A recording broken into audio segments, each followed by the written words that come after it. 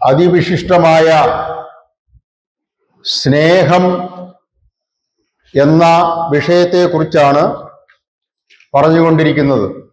അത് ഇതിന്റെ പ്രത്യേകതയാണ് കേട്ടോ. ഈ മൂന്നാമത്തെ ഘട്ടത്തിൽ രണ്ടാമത്തെ ഘട്ടക്കാരന്മാര് ഭയങ്കര അമിത സ്നേഹവും ബഹളമൊക്കെയാണ്. വല്ലാത്ത ബഹളമാണ്. ഈ ബഹളം കൂടിയാൽ തന്നെ മനസ്സിലാക്കണം ചെറിയ പിരി ലൂസാണെന്ന്.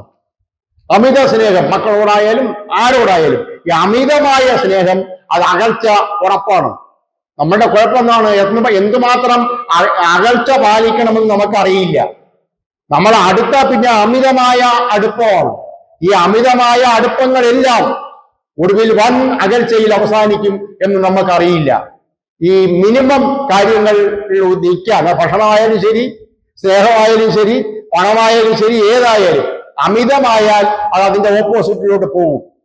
അധികമായാൽ അമൃതും വിഷം എന്നാണ് ഇന്ത്യൻ ഫിലോസഫിയിലെ ലോക പ്രശസ്തമായ സെന്റൻസ് പോലും. അമൃത് പോലും വിഷമായി തീരും എന്നാണ്. അപ്പൊ പിന്നെ സ്നേഹത്തിന്റെ കാര്യം പറയണ്ട. ഈ മൂന്നാമത്തെ സ്റ്റേജിൽ എല്ലാവരോടും മിനിമം സ്നേഹം, അമിതമായി ആരോടും സ്നേഹം കാണില്ല.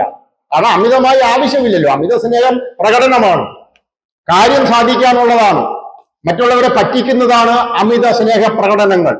പ്രത്യേകിച്ച് വാക്കുകൾ ഉപയോഗിച്ച് അങ്ങോട്ട് തകർക്കുന്നത്, കുറെ വാക്കുകളൊക്കെ ഉപയോഗിച്ച് നമ്മൾ അഭിസംബോധന ചെയ്ത് നമ്മൾ നമ്മുടെ സ്നേഹം പ്രകടിപ്പിക്കുന്നത് കപട സ്നേഹമാണ്. വാസ്തവത്തിൽ യഥാർത്ഥ സ്നേഹത്തിന് വലിയ പ്രകടനമൊന്നും കാണില്ല. വാക്കുകൾ ഉപയോഗിക്കുക പോലുമില്ല. വാക്കുകൾ ഉപയോഗിക്കുന്നത് ഇപ്പൊ അമ്മ കുഞ്ഞിനെ താഴാട്ട് പാടി ഉറക്കുമ്പോൾ വാക്ക് ഉപയോഗിക്കുന്നത് ആ സ്റ്റേജിൽ. പിന്നെ ഒരു സ്റ്റേജിൽ കുറെ വാക്ക് ഉപയോഗിക്കും, ആവശ്യമില്ലാത്തതാണ്, അർത്ഥമൊന്നും ഇല്ലെങ്കിലും.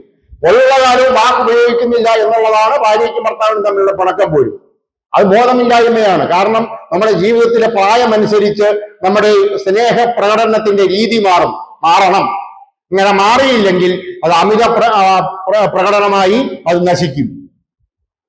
ഓരോ പടിയും ആദ്യം പറഞ്ഞ ഈ സാധാരണ, അതായത് ജന്തു സ്നേഹം, മൃഗീയ സ്നേഹം, ശാരീരിക സ്നേഹം, അത് കഴിഞ്ഞ് മാനുഷിക അഥവാ മാനസിക സ്നേഹം, പടിപടിയായിട്ട് ഉയർന്ന് ഒടുവിൽ നമ്മൾ ആത്മസ്നേഹം അല്ലെങ്കിൽ ദിവ്യ സ്നേഹം, അത് രണ്ടും അല്ലെങ്കിൽ നമ്മുടെ ഭാഷയിൽ പറഞ്ഞാൽ ശുദ്ധമായ സൗഹൃദ സ്നേഹത്തിൽ നമ്മൾ എത്തിച്ചേരണം. ആ സ്നേഹം നമ്മളെ ശുദ്ധീകരിക്കും. എല്ലാ സ്നേഹവും ശുദ്ധീകരിക്കും. പക്ഷേ ഈ മൂന്നാമത്തെ സ്നേഹമാണ് നമ്മളെ വാസ്തവത്തിൽ ശുദ്ധീകരിക്കുക. ഇത് വലിയ ആത്മീയതയൊന്നും അല്ല ഈ പറയുന്നത്. ഭഗവാനുമായി ഉണ്ടെന്നേ ഉള്ളൂ. ഇത് മനുഷ്യന്റെ കഥ തന്നെയാണ് ഈ പറയുന്നത്. ഈ മൂന്നാമത്തെ ലെവലിൽ എത്തുന്നവർക്ക് മാത്രമേ മനസമാധാനം കാണുള്ളൂ. അവർക്ക് മാത്രമേ എവിടെയെങ്കിലും മര്യാദയ്ക്ക് ഇരിക്കാൻ പറ്റുള്ളൂ. അവരൊന്നിനും ഓടിപ്പാഞ്ഞു നടക്കില്ല. അവരെന്നെ കുറിച്ച് എന്ത് പറഞ്ഞു, ഇവരെന്നെ കുറിച്ച് എന്ത് പറഞ്ഞു, ഇങ്ങനെ നമ്മൾ തിരക്കില്ല. കാരണം നമ്മൾ ഒരു പ്രത്യേക ഒരു അവസ്ഥയിലെത്തും. ഒരു സമാധാനം നമ്മൾ ഉള്ളിൽ കണ്ടെത്തും. ഒരു ശാന്തി നമ്മളിൽ ഉണ്ടാവും. നമുക്ക് മറ്റുള്ളവരോട് അമിതമായ ശത്രുതയും വെറുപ്പുവാണെങ്കിൽ നമുക്ക് എങ്ങനെയാണ് ശാന്തി ഉണ്ടാവുക? നമ്മൾ മറ്റുള്ളവരെ സ്നേഹിക്കുന്നത് വെറും കപടമാണെങ്കിൽ നമുക്ക് എങ്ങനെയാണ് ശാന്തി ഉണ്ടാവുന്നത്? നമ്മൾ മറ്റുള്ളവരെ പ്രകടനം നടത്തി പറ്റിക്കുന്നുവെങ്കിൽ, അവരെ സ്നേഹം നമ്മൾ പിടിച്ചു വാങ്ങാൻ ശ്രമിക്കുന്നുവെങ്കിൽ, നമ്മൾ വില കൊടുത്ത സ്നേഹം വാങ്ങുന്നുവെങ്കിൽ എങ്ങനെയാണ് നമുക്ക് സമാധാനം ഉണ്ടാവുന്നത്? വെറുതെയാണ്, ഒരിക്കലും ഉണ്ടാവില്ല. പണം കൊടുത്തൊന്നും വാങ്ങിക്കാൻ പറ്റിയ സാധനമേ അല്ലിത്. പണം കൊടുത്ത് വാങ്ങാൻ പറ്റുമെന്ന് മനുഷ്യൻ കരുതുന്നതാണ് സ്നേഹം. പക്ഷെ അത് വെറും ഈ ലോകത്തെ ഏറ്റവും വലിയ മണ്ടന്മാർ അതാണല്ലോ, മണ്ടത്തരം അതാണ്. പണവും അധികാരവും പ്രതാപവും പ്രശസ്തിയും ഉണ്ടെങ്കിൽ കോടിക്കണക്കിന് ആൾക്കാർ എന്നെ സ്നേഹിക്കുമെന്ന് ഞാൻ കരുതുന്നു. ഒരാൾ പോലും ഉണ്ടാവില്ല നമ്മളെ സ്നേഹിക്കാൻ. ഇനി വേറെ ഒന്നുകൂടെ പറഞ്ഞുതരാം. ഒരാളെങ്കിലും നമ്മളെ സ്നേഹിക്കാനുണ്ടെങ്കിൽ അതുപോലും വലിയ അത്ഭുതമാണ്. ഒരാളിനെയെങ്കിലും നമ്മളിപ്പോ പറഞ്ഞ രീതിയിൽ അൺകണ്ടീഷണലായിട്ട് സ്നേഹിക്കുമെങ്കിൽ അത് ഇനഫ്, വേണ്ടുവോളമായി എന്നാണ്. ഒരാളിനെ നമുക്ക് സ്നേഹിക്കാൻ പറ്റിയാൽ നമ്മൾ ഈ ലോകത്തിനെ മുഴുവൻ സ്നേഹിച്ചതിന് തുല്യമാവും. കാരണം നമ്മൾ അങ്ങനത്തെ ഒരു മാനസിക നിലവാരത്തിൽ എത്തണ്ടേ? അതുകൊണ്ടാണ് അങ്ങനെ പറയാൻ കാരണം. ഒരാളിനെയെങ്കിലും നമ്മൾ അംഗീകരിച്ചാൽ, അംഗീകാരമാണ് ഇതിന്റെ മറ്റൊരു വാക്ക്. ഈ സ്നേഹം എന്ന് പറയുന്നതിനേക്കാൾ നല്ല വാക്ക് നമുക്ക് നല്ലത് അംഗീകരിക്കുക, മറ്റുള്ളവരെ അംഗീകരിക്കുക. അങ്ങനെ ഒരാളിനെ അംഗീകരിക്കാൻ നമുക്ക് പറ്റിയാൽ, ഭഗവാന്റെ വാക്കുകളാണ് കേട്ടോ, ഒരാളിനെ അംഗീകരിക്കാൻ അത് തന്നെ വേണ്ടുവോളായി. അപ്പൊ അതിന്റെ അർത്ഥം നമുക്ക് ഒരാളിനെ അംഗീകരിക്കാൻ പറ്റിയാൽ വിത്തൗട്ട് എനി കണ്ടീഷൻ, യാതൊരു കണ്ടീഷനും ഇല്ലാതെ അയാൾക്ക് എന്തൊക്കെ കുറവുകളുണ്ടോ ആ കുറവുകൾ ഉൾപ്പെടെ നമ്മൾ അംഗീകരിച്ചാൽ അത് തന്നെയാണ് ഈ പറയുന്ന ദിവ്യ സ്നേഹം, ഓർ ആത്മസ്നേഹം, അല്ലെങ്കിൽ പരിശുദ്ധ സൗഹൃദ സ്നേഹം, അതായത് ഹൃദയത്തിലൂടെ ഉള്ള സ്നേഹം. നമ്മളെ ആരെങ്കിലും സ്നേഹിക്കുന്നുണ്ടോ എന്ന് നമ്മൾ അന്വേഷിച്ച് നടക്കാതിരിക്കുക. എത്ര പേരാണ് നമ്മളെ സ്നേഹിക്കുന്നത് എന്ന് നമ്മൾ ലിസ്റ്റ് എടുക്കുന്ന ഒരു പ്രായമൊക്കെ ഉണ്ട്. അത് വെറും മണ്ടത്തരമാണ്. അങ്ങനെയൊന്നും സംഭവിക്കില്ല. അതൊന്നും ഇല്ല. അതൊക്കെ വെറുതെ പറയുന്നതാണ്. അതെല്ലാം നമ്മൾ നേരത്തെ പറഞ്ഞ താഴത്തെ ലെവലിലെ കാര്യങ്ങളാണ്. അതിന്റെ ഉദ്ദേശമൊക്കെ വേറെയാണ്. അതൊന്നും ശരിയായ അംഗീകാരവും സ്നേഹവും അല്ല. മനുഷ്യ സ്നേഹത്തിൽ നിന്നും നമ്മൾ പരിശുദ്ധ സൗഹൃദ സ്നേഹത്തിലേക്ക് എത്തുക. അത് കാമുകന്മാർക്കാവാം, പക്ഷെ അത് നടക്കില്ല. കാരണം ബോധം എന്ന് പറയുന്നത് ഉള്ളതല്ല ആ സമയത്ത്. പക്ഷെ അവർ പിന്നീട് ഭാര്യാഭർത്താക്കന്മാരാകുന്നു എങ്കിൽ പിന്നീടാവാം. ഇതൊക്കെ ഒരു 35, 40, 50 വയസ്സിനും ആവണം എന്തെങ്കിലും അറിഞ്ഞു കിട്ടണമെങ്കിൽ. അതിന് മുമ്പ് ഒന്നും മനസ്സിലാവില്ല. ഈ 40, 50 വയസ്സായാൽ ഭൂമിയിൽ 800 കോടി ജനത്തിനും ഒന്നും മനസ്സിലാവുന്നില്ല. പിന്നെ ബാക്കിയുള്ള കാര്യം പറയണ്ടല്ലോ. എന്തായാലും ഇവർക്ക് ആവാൻ പറ്റുന്നതാണ് ഈ പരിശുദ്ധ സൗഹൃദ സ്നേഹം. ഭാര്യ ഭർത്താക്കന്മാർക്ക് അതാവാം, സുഹൃത്തുക്കൾക്ക് അതാവാം. ഇവരെല്ലാം ചെയ്യേണ്ടത് സുഹൃത്ത് ബന്ധം സ്ഥാപിക്കുക. ഒരാൾ കുറഞ്ഞതും ഒരാൾ കൂടിയതും എന്ന് എടുക്കാതിരിക്കുക. ആരും ആരെയും വിമർശകൾ അടിച്ചേൽപ്പിക്കാതിരിക്കുക. ഇതല്ലെങ്കിൽ, ഇങ്ങനെ ചെയ്തില്ലെങ്കിൽ, നമ്മളിങ്ങനെ ഒരു സുഹൃത്ത് സ്നേഹം വളർത്തിയെടുത്തില്ലെങ്കിൽ, ഇത് മനഃപൂർവ്വം മെനക്കെട്ട് വളർത്തിയെടുത്താൽ മാത്രമേ വളരുള്ളൂ. നമ്മൾ അങ്ങനെ വളർത്തി അവരുടെ ഓരോരുത്തരുടെ കുറ്റവും കുറവും കണ്ടുപിടിച്ചുകൊണ്ട് നടക്കുക. നമ്മുടെ ജോലി അതാണല്ലോ. കുറ്റവും കുറവും കണ്ടുപിടിച്ചുകൊണ്ട് നടക്കുന്ന നമുക്ക് എങ്ങനെയാണ് ഒരാളിനെ അംഗീകരിക്കാൻ പറ്റുന്നത്? നമുക്കെങ്ങനെയാണ് പിന്നെ സ്നേഹിക്കാൻ പറ്റുന്നത്? സ്നേഹം എന്ന വാക്കൊക്കെ നമ്മൾ സാധാരണ ഉപയോഗിക്കുന്നതൊക്കെ ഒരു അർത്ഥവും ഇല്ലാതെയാണ്. ആ വാക്കിന് പകരമാണ് ഞാൻ പറയുന്നത്, അംഗീകരിക്കുകയാണെങ്കിലും നമുക്ക് കഴിയണ്ടേ? അതിന് ഒരാളിന്റെ കുറവ് നോക്കി നടക്കുന്നത് നമ്മൾ എങ്ങനെയാണ് ആൾക്കാരെ അംഗീകരിക്കുക? അതുകൊണ്ട് നമ്മൾ ഒരിക്കലും ഈ ഒരു അവസ്ഥയിൽ എത്താതെ ഈ ഭൂമി വിട്ടു പോകേണ്ടി വരും. നമ്മൾ ഇതുവരെ പറഞ്ഞുകൊണ്ടിരിക്കുന്ന സ്നേഹത്തിന്റെ രണ്ടാമത്തെ തലം മനുഷ്യ സ്നേഹം. അത് തുടക്കത്തിൽ വളരെ പ്രതീക്ഷ നിറഞ്ഞതായിരിക്കും. പ്രത്യേകിച്ച് കൗമാരപ്രായത്തിൽ കാമുകന്മാർക്ക് വളരെ പ്രതീക്ഷയാണ്. വൻ വിജയമാണെന്ന് അവർക്ക് തോന്നും. ആദ്യം വിജയവുമായിരിക്കും. ഗംഭീരമെന്ന് തോന്നുന്ന, വളരെ വിജയകരമെന്ന് തോന്നുന്ന, വളരെ പ്രതീക്ഷാ നിർഭരമെന്ന് തോന്നുന്നതാണ് ഈ മനുഷ്യ സ്നേഹത്തിന്റെ തുടക്കം. പക്ഷേ അത് തുടർന്ന് നിലനിൽക്കില്ല എന്നുള്ള കാര്യം നമുക്കറിയില്ല. 13 വയസ്സിലും 14 വയസ്സിലും 20 വയസ്സിലും 25 വയസ്സിലും ഒക്കെ ഉള്ള ഒന്നും പിന്നീട് നിലനിൽക്കില്ല എന്ന് ആർക്കും അറിയില്ല. കാരണം നമ്മുടെ ലൈഫ് ആദ്യമായിട്ടല്ലേ, നമുക്ക് അനുഭവമില്ലല്ലോ. അപ്പൊ നമ്മൾ വിചാരിക്കുന്നു ഇതിനിപ്പോ നമ്മൾ ആകാശത്തിലൂടെ ഇങ്ങനെ പറന്നിങ്ങനെ ജീവിക്കാം എന്ന് തോന്നുന്നു. പ്രത്യേകിച്ച് കാമുകന്മാരല്ലാതെ ഭാര്യാഭർത്താക്കന്മാരുടെ കാര്യത്തിലായാലും ശരി, ആരുടെ കാര്യത്തിലായാലും ശരി, അവർ ധരിക്കുന്നത് ഇനി ജീവിതം സ്വർഗീയമാണ്, സ്വർഗപൂരമാണ്, സ്വർഗം നിറഞ്ഞതാണെന്ന് തോന്നും. പക്ഷെ കുറച്ചു ദിവസം കഴിയുമ്പോഴാണ് ഇത് അങ്ങേയറ്റം മടുപ്പും മുഷിവും ഉളവാക്കുന്നതായി മനസ്സിലാക്കും. ഇതിങ്ങനെ ആകാശത്തിലൂടെ പറക്കുന്നത് അവസാനിക്കും. നമ്മൾ വന്ന് ഭൂമിയിൽ വന്ന് വീഴും. ഈ വിവാഹം കഴിക്കാൻ പോകുന്നവരെ അവരോട് പറയേണ്ട പാഠങ്ങളാണ് ഇരുന്ന് പറയുന്നത്. അവർ വന്ന് ഭൂമിയിൽ വീഴും. അവരുടെ ചിറകൊക്കെ സ്വാഭാവികമായിട്ടും ഇല്ലാതാവും. സങ്കല്പ പ്രേമമായിരുന്നല്ലോ, കാൽപ്പനിക പ്രേമം. സങ്കല്പം നമ്മുടെ സാഹിത്യത്തിലും സിനിമാ ഗാനങ്ങളിലും നോവലിലും നാടകങ്ങളിലും ഒക്കെ ഇത് തന്നെ ഒരേ ഒരു വിഷയമേ ഉള്ളൂ. എല്ലാം സങ്കല്പമാണ്. ആ സങ്കല്പ പ്രേമം പക്ഷേ താഴെ വന്ന് വീഴും. അതിന്റെ കാൽപ്പനിക ഭാവം നഷ്ടപ്പെടും. നമ്മുടെ മനസ്സുകൊണ്ടുള്ളതാണ്, മാനസിക പ്രേമമാണ്, മാനസിക സ്നേഹമാണ്. അത് ഇല്ലാതാവും. മനസ്സുകൊണ്ടുള്ള എല്ലാം ഇല്ലാതാവും. മനസ്സ് തന്നെ ഇല്ലാത്തൊരു സാധനമാണ്. നമ്മളെ പറ്റിക്കാനായിട്ട് വെച്ചിരിക്കുന്ന ഒരു സാധനമാണ് മനസ്സ് തന്നെ. അതുകൊണ്ട് നമ്മൾ എന്ത് സങ്കല്പിക്കുന്നോ അതില്ലാതാകും. ഒടുവിൽ ഈ വ്യക്തികൾ, അത് സുഹൃത്തുക്കളാവട്ടെ, മാതാപിതാ ആരാവട്ടെ, ഏത് ബന്ധമായിക്കോട്ടെ, അവർ യാഥാർത്ഥ്യങ്ങളെ നേരിടേണ്ടി വരും. ജീവിതത്തിന്റെ പരമ യാഥാർത്ഥ്യങ്ങൾ നമ്മുടെ മുന്നിൽ വലിയ ഒരു ക്വസ്റ്റ്യൻ മാർക്കായി വന്നു നിൽക്കും. അപ്പോൾ ഈ കാൽപ്പനിക പ്രേമവും പോയി, ഈ ചകമ്പുഴയുടെ പാട്ടൊക്കെ പോയി, വയലാറിന്റെ പാട്ടും അവിടെ ഇല്ല, ആരുടെ പാട്ടും ഇല്ല. സിനിമാഗാനങ്ങളൊക്കെ കൊള്ളാമായിരുന്നു. പക്ഷെ യാഥാർത്ഥ്യം നമ്മുടെ മുന്നിൽ നമ്മളെക്കാൾ വലിയ ഒരു ചോദ്യചിഹ്നമായി വന്ന് നിൽക്കും. ഇങ്ങനത്തെ സ്നേഹം പൊതുവെ പകരാനാണ് സാധ്യത കൂടുതൽ. പൊതുവെ എന്ന് പറഞ്ഞാൽ ഏകദേശം 100% പകരാനാണ് സാധ്യത കൂടുതൽ. കാരണം ആകാശത്ത് കൂടെ പറന്ന് അതിനേക്കാൾ മുകളിൽ പറന്നു പോകാമെന്ന് കരുതിയ രണ്ട് സ്നേഹിതാക്കൾ ഭൂമിയിൽ കിടക്കുകയാണ്, താഴെ വന്ന് നിൽക്കുകയാണ്. ഭൂമിയിലോട്ട് വരുന്നത് നമുക്ക് ഇഷ്ടമില്ലല്ലോ, നമുക്ക് മുകളിലോട്ട് പോകണം എന്നല്ലേ. വീട്ടിലിരിക്കുന്നതിന് പകരം നമ്മൾ യാത്ര ചെയ്യാൻ ഇഷ്ടപ്പെടുന്നു. അതുപോലെ നമുക്ക് മുകളിലോട്ട് പോകാൻ പറ്റിയാൽ അത് വളരെ സുന്ദരമാണെന്ന് നമ്മൾ കരുതുന്നു. പക്ഷെ നോക്കുമ്പോൾ നമ്മൾ ഭൂമിയിൽ വന്ന് കിടക്കുന്നു, യാഥാർത്ഥ്യത്തിന്റെ മുന്നിൽ വന്ന് നിൽക്കുന്നു.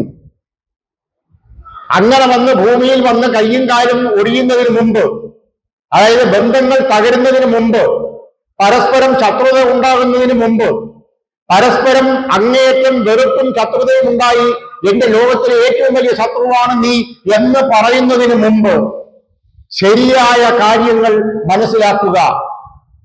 അങ്ങനെ ശരിയായ കാര്യങ്ങൾ പരസ്പരം ചർച്ച ചെയ്യുക, ആശയവിനിമയം നടത്തുക. ലോകത്തെ ഏറ്റവും അധികം കുഴപ്പം സംഭവിക്കുന്നത് പരസ്പരം പറഞ്ഞ കാര്യങ്ങൾ മനസ്സിലാക്കാത്തത് കൊണ്ടാണ്. കമ്മ്യൂണിക്കേഷൻ ഗ്യാപ്പ് എന്ന് പറയുന്നത് ശരിക്കും പറഞ്ഞാൽ ഭാര്യ ഭർത്താക്കന്മാർ തമ്മിലും വീട്ടിലെ അംഗങ്ങൾ തമ്മിലുമാണ് കമ്മ്യൂണിക്കേഷൻ ഗ്യാപ്പ്. അത് പറയേണ്ട സമയത്ത് പറയേണ്ട രീതിയിൽ പറയേണ്ട കാര്യങ്ങൾ അങ്ങോട്ടും ഇങ്ങോട്ടും പരസ്പരം പറഞ്ഞ് മനസ്സിലാക്കുക. അങ്ങനെ ആശയവിനിമയത്തിലൂടെ ഈ മനുഷ്യ സ്നേഹത്തിനെ, ഈ മാനസിക പ്രേമത്തിനെ നമ്മൾ സൗഹൃദ സ്നേഹമായി വളർത്തിയെടുക്കണം. അങ്ങനെ ഒരിക്കലും അത് വളർത്തി സൗഹൃദ സ്നേഹമാക്കിയാൽ അത് നമ്മുടെ മരണം വരെ നിലനിൽക്കും. മരണം വരെ മാത്രമല്ല, ഈവൻ ആഫ്റ്റർ ഡെത്ത്. അതൊരിക്കലും മരിക്കില്ല. കാരണം സ്നേഹം ഒരിക്കലും മരിക്കില്ല. നമ്മുടെ ആത്മാവ് ഒരിക്കലും ഇല്ലാതാവുന്നില്ല. നമ്മുടെ ആത്മാവ് ഇല്ലാതാവുന്നില്ല, ഈശ്വരൻ ഇല്ലാതാവുന്നില്ല.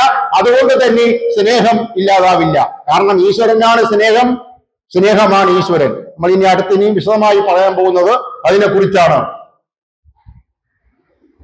ഇങ്ങനെ നമ്മൾ സൗഹൃദ സ്നേഹത്തിലോട്ട് എത്തിയില്ല എങ്കിൽ പിന്നെയുള്ള ജീവിതം നമ്മളെയൊക്കെ ജീവിതം പോലെയാവും. വലിഞ്ഞിഴഞ്ഞുള്ള ജീവിതം. അതായത് പ്രത്യേകിച്ച് ഭാര്യ ഭർത്താക്കന്മാരുടെ കാര്യമാണ് കൂടുതലും പറയുന്നത്. ബാക്കിയൊക്കെ കെട്ടും പൊട്ടിച്ച് പോവാമല്ലോ. സുഹൃത്ത് ബന്ധങ്ങളെ അടിച്ചു പിരിഞ്ഞ് തുറഞ്ഞു പോകാം. പറ്റിച്ച് കേസും വഴക്കൊക്കെ ആയി എല്ലാ പാർട്ട്ണർഷിപ്പ് ഫേമുകളും അവസാനം അടിയിൽ അവസാനിക്കും. പാർട്ട്ണർഷിപ്പ് എന്ന് പറഞ്ഞാൽ എന്താ? രണ്ട് പങ്കാളികൾ, രണ്ട് സുഹൃത്തുക്കൾ തമ്മിലുള്ളതാണ് പാർട്ട്ണർഷിപ്പ് ഫേം. അതോടൊപ്പം വലിയ അടിയിലാണ് അവസാനിക്കുന്നത്. വലിയ കൊലപാതകങ്ങളാണ് അത് തീരുന്നത്, വഞ്ചനയിലാണ് തീരുന്നത്. സഹോദരങ്ങൾ തമ്മിലുള്ള പാർട്ട്ണർഷിപ്പ് അതും തീരുന്നത് ഇങ്ങനെ തന്നെ. ഏത് പാർട്ട്ണർഷിപ്പുകളും അവസാനിക്കും. പക്ഷേ ഈ ഭാര്യ ഭർത്താവ് എന്ന് പറയുന്ന പാർട്ട്ണർഷിപ്പ് ശരിക്കും അത് പാർട്ട്ണർഷിപ്പ് ആയാൽ കുഴപ്പമില്ലായിരുന്നു. ഒരാള് മറ്റൊരാളിന്റെ മുകളിലാണ് എന്നൊരു ചിന്തയാണ് ഈ ഭാര്യ ഭർത്താക്കൾ തമ്മിലുള്ള ബന്ധം ഇത്രയും വഷളാവാൻ കാരണം. ഒന്നാമത് പ്രേമിച്ച് കെട്ടിയതിനു ശേഷം കുറച്ചു ദിവസം കഴിഞ്ഞിട്ട് ഈ ഭാര്യ വിചാരിക്കുന്നത് എനിക്ക് ഇങ്ങനെ ഒരു ഭർത്താവിനെ ആണല്ലോ ദൈവമേ കിട്ടിയത്. കാരണം ഭാര്യ 100% വിശ്വസിക്കുന്നത് അവർക്ക് പറ്റിയതല്ല ഈ ഭർത്താവ് എന്നാണ്. ഈ ലോകത്ത് ആഹാരമുള്ള കാര്യം എടുത്താലും ഇത് തന്നെ. ഭാര്യ അങ്ങനെ വിചാരിച്ചുകൊണ്ടിരിക്കുമ്പോ അതേ വിചാരം തന്നെ അപ്പുറത്തെ കസേരയിൽ ആരും വിചാരിക്കുന്നുണ്ട്. ഭർത്താവ് വേറെ ഏതിനെ കെട്ടിയെങ്കിലും എനിക്ക് ഈ ഗതികേട് വരില്ലായിരുന്നു. ആലോചിച്ച് നോക്കുക, രണ്ടെണ്ണം കൂടെ അടുത്തെടുത്തിരുന്ന് മനസ്സിൽ പറയുകയാണ്. പിന്നെ ഈശ്വരനാണെങ്കിൽ ഈ മനസ്സിൽ പറയുന്നത് പരസ്പരം കേൾക്കാനുള്ള സംവിധാനം വെക്കാത്തത് ഇതിനു വേണ്ടിയാണ്, അടി ഉണ്ടാക്കാനാണ്. ഇല്ല ഇവരെ ഞങ്ങൾ തമ്മിൽ അടി ഉണ്ടാവില്ലായിരുന്നല്ലോ. നമ്മൾ തമ്മിൽ ഹായ് ഹൂയ് എന്ന് നടക്കുമായിരുന്നു. നമ്മൾ ഇവിടെ നിന്ന് പരലോകത്ത് പോയാലേ അവിടെ തമ്മിൽ അടിക്കാൻ പറ്റാത്ത കാര്യം ഇതാണ്. കാരണം ഞാൻ ചിന്തിച്ചാൽ അപ്പൊ നിങ്ങൾക്ക് എല്ലാവർക്കും അറിയാൻ പറ്റും. അവിടെ അങ്ങോട്ടും ഇങ്ങോട്ടും കമ്മ്യൂണിക്കേഷൻ ഏതിലൂടെയാണ്? ചിന്തയിലൂടെയാണ്. അതുകൊണ്ട് നമുക്ക് മറ്റുള്ളവരെ കബളിപ്പിക്കാൻ പറ്റില്ല, കളിപ്പിക്കാൻ പറ്റില്ല. അതുപോലെ ഭൂമിയെ ഇപ്പൊ പറയേണ്ടത് അല്ലെങ്കിലും ഓർമ്മ വന്നുകൊണ്ട് പറയുകയാണ്, ഭൂമിയെ പോലെയല്ല. ഭൂമി ഒരു വല്ലാത്ത ലോകമാണ് കേട്ടോ. ഈ മനുഷ്യനും ഭൂമിയും ഈശ്വരന് ഇങ്ങനെ ഒരു ലോകം കണ്ടുപിടിക്കാൻ എന്തുമാത്രം ബുദ്ധിമുട്ടി എന്നുള്ളത് നമ്മൾ ചിന്തിക്കണം. കാരണം ആത്മലോകത്തിന്റെ പ്രത്യേകത, ഒരാത്മലോകത്തിൽ ഒരേ ടൈപ്പ് ആത്മാക്കളെ കാണുള്ളൂ, ഒരേ സ്വഭാവക്കാരായിരിക്കും. അപ്പൊ അതുകൊണ്ട് ഒരുത്തം ചിന്തിച്ചാൽ മറ്റെല്ലാവർക്കും മനസ്സിലായാലും കുഴപ്പമൊന്നുമില്ല. നമ്മൾ ഇവിടുത്തെ അവസ്ഥ എന്താ? ഇവിടെ ഇപ്പൊ നമ്മളെ ഈ മുറിക്കകത്തിരിക്കുന്നവർ ഒരാൾ ചിന്തിച്ചാൽ മതി, ഉടൻ കത്തിക്കുത്തി നടക്കും. എല്ലാം ഓപ്പോസിറ്റാണ് ചിന്തിക്കുന്നത്. വീട്ടിനകത്ത് ഭാര്യയും ഭർത്താവും മക്കളും ഒക്കെ എന്താണ് ചിന്തിക്കുന്നിരുന്നത്? ലോകം മുഴുവനുള്ള വ്യത്യാസമാണ്, ഭയങ്കര വ്യത്യാസമാണ്. ഞാൻ പറഞ്ഞു വരുന്നത്, ഈ ഭാര്യ ഭർത്താക്കന്മാർ തമ്മിൽ കറക്റ്റ് കമ്മ്യൂണിക്കേഷൻ നടത്താതെ സങ്കല്പലോകത്ത് പ്രേമിച്ച് ജീവിച്ച് ഇനി എന്തോ ഭയങ്കരമായ പ്രഥമനും പായസവും എല്ലാം കൂടെ ഒരുമിച്ച് കുടിക്കാമെന്ന് പറഞ്ഞ് തുടങ്ങി ഒടുവിൽ ജീവിതത്തിന്റെ യാഥാർത്ഥ്യങ്ങൾ വന്നപ്പോ തമ്മിൽ പഴി പറയുകയാണ് ചെയ്യുന്നത്. അവരവരെ കുറ്റത്തിനെ അല്ല കണ്ടെത്തുന്നത്, അപ്പുറത്തെ ആളിന്റെ കുറ്റമാണ് കണ്ടെത്തുന്നത്. എന്നിട്ട് പറയാണ് അയാൾക്ക് എന്നോട് സ്നേഹമില്ല. പിന്നെ പ്രധാന ജോലി എന്താണ്? ഇപ്പൊ അയാൾക്ക് ആരോടാണ് സ്നേഹമെന്ന് ഗവേഷണമാണ്. നമ്മുടെ നാട്ടിലെ മൊത്തം പരിപാടി ഇതാ. ഈ ടി വി ഒക്കെ കണ്ടാൽ പിന്നെ മതി. ഇതാണ് അങ്ങോട്ടും ഇങ്ങോട്ടും ഈ രീതിയിൽ ചിന്തിക്കുകയും പരസ്പരം ഒരു കമ്മ്യൂണിക്കേഷൻ ഉണ്ടാവാതെ വരികയും നല്ല ഒന്നാം തരം തകർച്ചയെ നേരിടുകയും ചെയ്യും. പക്ഷേ നേരത്തെ പറഞ്ഞ മാതിരി ഇട്ടെറിഞ്ഞിട്ട് പോകാൻ പറ്റാത്ത രീതിയിൽ താലിയാണ് കെട്ടുന്നത്. കെട്ടലാണ്, താലി കെട്ടാണ്, അറിയാലോ, അത് കെട്ടാണ്. അത് ആരാണോ ഈ പേരുണ്ടാക്കിയത് അവന്മാർക്ക് നല്ല ബുദ്ധിയുണ്ട്. ഇങ്ങനെ കെട്ടിയതിന് ശേഷം അവന്റെ അനുഭവം പറഞ്ഞതായിരിക്കും. താലി കെട്ട്, ഇപ്പൊ മാലയിടൽ എന്നല്ല പറയുന്നത്, കെട്ട്. നല്ല അത് ബാക്കിലൊരു 3-4 കെട്ടേ കെട്ടുന്ന കാണാം. പ്രത്യേകിച്ച് ഒരു മഞ്ഞ ചരടുകൊണ്ട് കെട്ടുന്നത് കാണാം. നല്ല ഒന്നാം തരം കെട്ടാണ്. അത് മാത്രമല്ല, അതൊരു ഈശ്വരനും കൂടെ ഇടപെട്ടുള്ളൊരു കെട്ടാണ് ഈ വിവാഹ ബന്ധം. അതിൽ നിന്ന് നമ്മുടെ സമൂഹം നമ്മളെ അത്ര പെട്ടെന്ന് ഇറങ്ങിപ്പോകാൻ അനുവദിക്കില്ല. കോടതി സമ്മതിക്കില്ല, നമ്മുടെ ജാതി സമ്മതിക്കില്ല, നമ്മുടെ ബന്ധുക്കൾ സമ്മതിക്കില്ല. കാരണം ഇറങ്ങിപ്പോയിട്ട് എന്ത് ചെയ്യാനാ? ഇറങ്ങിപ്പോയവരെന്താണ് ചെയ്യുന്നത്? ഇറങ്ങിപ്പോവുകയല്ല വേണ്ടത്. പകരം നേരത്തെ പറഞ്ഞ മാതിരി കാര്യങ്ങൾ മനസ്സിലാക്കി ജീവിതത്തിന്റെ തലങ്ങൾ മാറ്റുക. നമ്മളിവിടെ ഇറങ്ങിപ്പോയാൽ ആണ് ചെയ്യുന്നത്, പരാജയപ്പെടുകയാണ്. പരീക്ഷണത്തിന് വിധേയരാണ് നമ്മൾ, ഈശ്വരന്റെ പരീക്ഷയ്ക്ക് വിധേയരാണ് നമ്മൾ. ഈ ആത്മാക്കൾ തമ്മിലുള്ള ഈ ബന്ധം ഉണ്ടാക്കിയത് ഈശ്വരനാണ്. അപ്പൊ അതുകൊണ്ട് അതിനെ നമ്മൾ ഭംഗിയായിട്ട് അതിന്റെ ബുദ്ധിമുട്ടും പ്രയാസവും എല്ലാം പറഞ്ഞ് മനസ്സിലാക്കി പരസ്പരം സഹിച്ച് മുന്നോട്ട് കൊണ്ടുപോകേണ്ടതാണ് യഥാർത്ഥ ശരി. അങ്ങനെ വേണമെങ്കിൽ ഈ സ്നേഹത്തിനെ സൗഹൃദ സ്നേഹമാക്കി മാറ്റുക. വീട്ടു ജോലിക്കാരിയാക്കി മാറ്റാതിരിക്കുക, ജോലിക്കാരനാക്കി മാറ്റാതിരിക്കുക, എന്റെ അടിമയാക്കി മാറ്റാതിരിക്കുക, എന്റെ കൺട്രോളിൽ കൊണ്ടുവന്നേ അടങ്ങുള്ളൂ എന്ന് ചിന്തിക്കാതിരിക്കുക, ഭരിക്കാതിരിക്കുക, നമുക്കൊരു അപകർഷതാബോധം ഉണ്ടാവാതിരിക്കുക, ഒരു ഈക്വൽ മനസ്ഥിതി ഉണ്ടാവുക. അങ്ങനെ ഉണ്ടാവുമ്പോൾ ആ സ്നേഹത്തിനെ നമ്മൾ സൗഹൃദ സ്നേഹം എന്ന് വിളിക്കുന്നു. അല്ലാതെ വിവാഹമോചനം കൊണ്ട് എന്ത് നേടുമെന്നാണ്? വിവാഹമോചനം നടത്തിയവർ പിന്നെ അവരുടെ ജീവിതത്തിൽ എന്താ നേടുന്നത്? അപ്പോഴത്തേക്ക് എങ്ങനെയെങ്കിലും രക്ഷപ്പെട്ടാൽ മതി എന്നുള്ളത് ശരി. പിന്നെ ഒരിക്കലും തമ്മിൽ യോജിച്ചു പോകാൻ പറ്റാത്ത മാനസികമായോ ശാരീരികമായ വൈകല്യമുള്ളവർ തമ്മിൽ വിവാഹമോചനം അത് ഈശ്വരൻ തന്നെ അനുവദിക്കുന്ന കാര്യമാണ്. അത് വളരെ വളരെ റെയറുമാണ്. അതല്ലാതെ ഈ സ്നേഹം പരാജയപ്പെട്ടു എന്ന് പറഞ്ഞിട്ട് ഇതിനെ നമ്മൾ വലിച്ചെറിഞ്ഞിട്ട് നമുക്കൊരിടത്തും പോകാനില്ല. അങ്ങനെ പോയത് കൊണ്ട് തീരില്ല ജീവിതം. അത് വിവാഹം മാത്രമല്ല, ഏത് കാര്യമായാലും. നമ്മളിപ്പോ ഒരു സ്ഥലത്ത് ഒരു കാര്യം നടത്തുന്നു, ആ സ്ഥലത്തെ കാര്യം നടത്തുമ്പോൾ അവിടെ ബുദ്ധിമുട്ട് വരുന്നു. ഇപ്പൊ ഇവിടുത്തെ ഉദാഹരണം എടുക്കൂ, ബുദ്ധിമുട്ട് വരുന്നു. ഉടൻ തന്നെ ഞാൻ പോവുകയാണ്, എനിക്ക് പറ്റില്ല. എവിടുന്ന് പറ്റില്ലെന്ന് പറഞ്ഞാൽ നമ്മൾ പോകുന്നത്? നമ്മൾ എങ്ങോട്ടാണ് പോകുന്നത്? പോയിട്ട് നമ്മൾ എന്താ നേടാൻ പോകുന്നത്? വെറുതെ നമ്മുടെ ജീവിതം അവിടെ നശിക്കുകയും പാഴാവുകയും ചെയ്യുന്നു. അതുകൊണ്ട് ബന്ധങ്ങൾ നിലനിർത്താൻ സ്നേഹത്തിനെ സൗഹൃദ സ്നേഹമാക്കി മാറ്റുക. ഈ സൗഹൃദ സ്നേഹം ആക്കി മാറ്റാൻ മറ്റുള്ളവരെ നമ്മൾ എങ്ങനെ കാണണം, എപ്പോഴൊക്കെ ആണ് അങ്ങനെ ആവുന്നത് എന്നൊക്കെ പുറകെ വരുന്നുണ്ട്. ഇന്നത്തേക്ക് നിർത്തുന്നു.